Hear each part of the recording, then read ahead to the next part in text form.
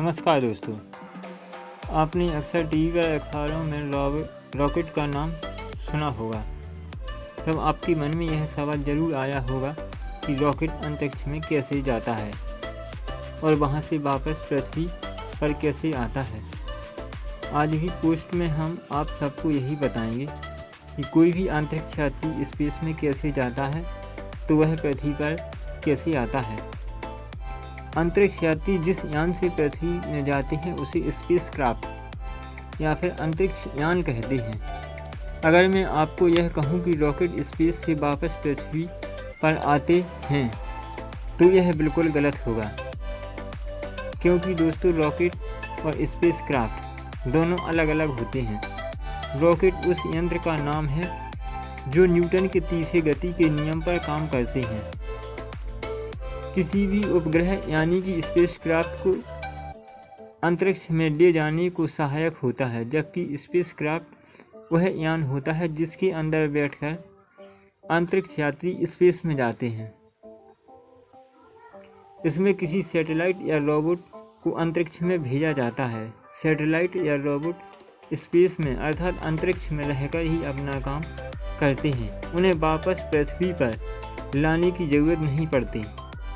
इसलिए सैटेलाइट को अंतरिक्ष में ले जाने के लिए सिर्फ रॉकेट का इस्तेमाल किया जाता है। इस रॉकेट में चारों तरफ बूस्टर रॉकेट लगे हुए होते हैं जो इसे पृथ्वी की सतह से ऊपर उठाने में मदद करते हैं। पृथ्वी के गुरुत्वाकर्षण के बाहर जाकर धीरे धीरे रॉकेट अलग अलग टुकड़ों में टूटने लगता है। अंत में सिर्फ सैटेलाइट शेष बचता है जो कि अंतरिक्ष में अपनी कक्षा में जाकर स्थापित हो जाता है।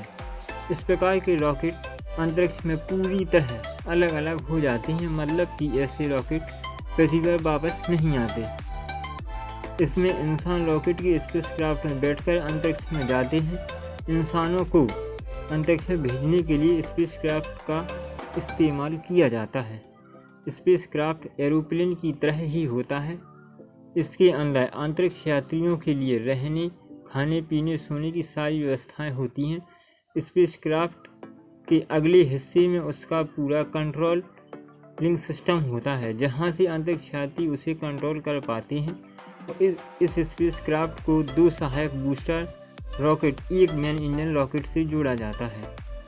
बूस्टर रॉकेट स्पेसक्राफ्ट को पृथ्वी की सतह से ऊपर उठाने में उसकी मदद करते हैं, और जैसे ही उसका ईंधन समाप्त होता है यह स्पेसक्राफ्ट से अलग हो जाते हैं। अब बारी आती है मेन इंजन रॉकेट की। स्पेसक्राफ्ट को स्पेस तक पहुंचाने की पूरी जिम्मेदारी इसी पर होती है। जैसे ही स्पेसक्राफ्ट अंतरिक्ष में पहुंचता है तो मेन रॉकेट इंजन भी स्पेसक्राफ्ट से अलग हो जाता है और यहीं से शुरू हो जाता है स्पेसक्राफ्ट का सफ़र। अब अंतरिक्ष यात्री इस स्पेसक्राफ्ट में उसी तरह से चला सकते हैं जैसे कि पायलट एरोप्लेन चलाता है। इसके अंदर एडवांस टेक्नोलॉजी की सेंसर और मशीनें लगी होती हैं, जिसकी बदौलत अंतरिक्ष यात्री अंतरिक्ष में अपनी सारी रिसर्च और एक्सपेरिमेंट पूरा करते हैं। दोस्तों, अंतरिक्ष में अंतरिक्ष यात्री का सारा रिसर्च पूरा हो जाने के बाद अब समय आता है उनके वापस पृथ्वी पर लौटने का।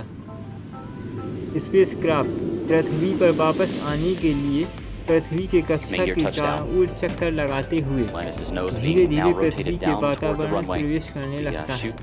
पृथ्वी के वातावरण में प्रवेश करते वक्त स्पेसक्राफ्ट मशीन के समांतर न होकर जमीन के समांतर न होकर थोड़ा ऊपर उठा हुआ होता है, क्योंकि पृथ्वी के वायुमंडल में प्रवेश करते हुए स्पेसक्राफ्ट को तेज हवाओं का सामना करना पड़ता है।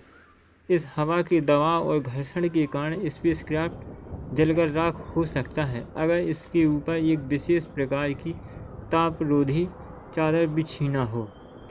यदि किसी कारणवश यह चादर ना हो या फिर टूट जाए तो स्पेसक्राफ्ट जलकर राख हो सकता है। जैसे जैसे स्पेसक्राफ्ट पृथ्वी के सतह के नज़दीक आता है वह पृथ्वी के समांतर हो जाता है और फिर हवाई जहाज़ के समान ही एयरपोर्ट रनवे पर लैंडिंग करता है। दोस्तों, एरोप्लेन के समान ही लैंडिंग करते वक्त स्पेसक्राफ्ट में भी उनके पहिया खुल जाते हैं, लेकिन एयरपोर्ट पर लैंडिंग करते वक्त स्पेसक्राफ्ट की स्पीड बहुत ज़्यादा होती है। इसीलिए जब यह